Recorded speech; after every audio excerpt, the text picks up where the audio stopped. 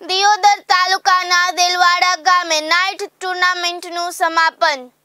દિયોદર તાલુકાના દેલવાડા ગામે નાઇટ ટુર્નામેન્ટનો તારીખ 15/11/2018 ના રોજ પ્રારંભ કરવામાં આવ્યો હતો, જેમાં 65 દિવસ સુધી ચાલેલ આ ટુર્નામેન્ટમાં 174 ટીમોએ ભાગ લીધો હતો, જેમાં 2 ટીમ ફાઇનલમાં પહોંચી હતી, જેમાં નાનોટા ટીમ ફાઇનલમાં વિજેતા થતા ટુર્નામેન્ટના આયોજક વિષ્ણુભાઈ જોશી, વીરુભાઈ હિતેશ કુમાર સાહેબ દ્વારા વિજેતા ટીમને 31,000 રોકડા તેમજ ટ્રોફી આપી સન્માનિત કરવામાં આવ્યું હતું।